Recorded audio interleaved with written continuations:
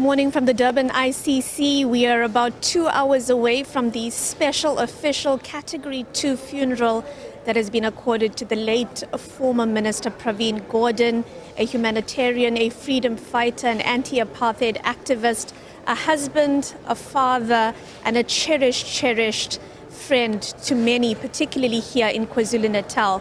With us today, we have Neeshan Balton. He is from the Kathrada Foundation, who's been working very closely with the family during the duration of the last few days.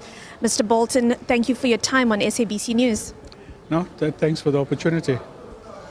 Mr. Balton, you've had a very close working relationship with the family in preparations for this special official funeral, but, you know, administration aside, it is an incredibly difficult time with the minister just recently having announced his retirement, and perhaps his time with his loved ones now cut short for them. I think that's the most tragic thing about this, is him stepping out of public office was really to spend this kind of time with his family. And also because there is almost 40, 50 years of activism or more took him away from them. On the run, evading the police, but also helping to build democratic institutions required long hours. And I think his family suffered because of that absence. This was a time when they would have been looking forward to spending real quality time, probably longer holidays together and so forth. And unfortunately, his death just came too soon for any of that to have really been realized. You spoke to me earlier when we were chatting prior to this about some of the reflections that are going through your mind based on your own thoughts, your reflections with Minister Gordhan. Can you share some of those thoughts with us today?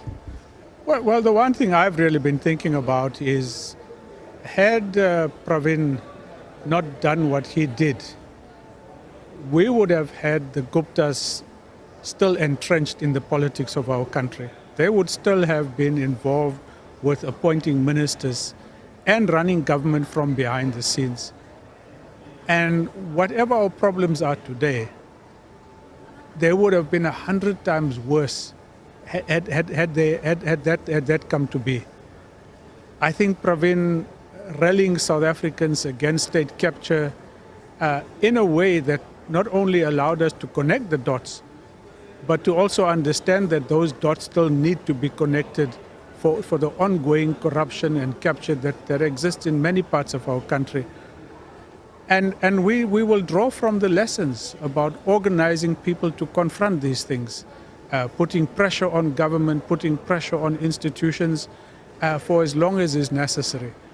And that we will do to honor his legacy and memory, because had he not stepped in, I think we would have been in a very dire situation. Neeshan Balton, thank you so much for your time raising critical issues. And we know, particularly in the last 10 years, when Minister Gordhan took on the portfolio of Minister of Public Enterprises, he came under a lot of fire and criticism for his outspokenness of allegations of state capture, fraud and corruption, even against members from within his own party, the ANC. And in the wake of his passing, we know there have been polarized views on him. But Mr. Balton from the Kathrada Foundation, they're speaking very firmly that the legacy of Gordhan upholding the values of a free and safe South Africa, the work is not yet done. We'll take a quick ad break and then we'll be back.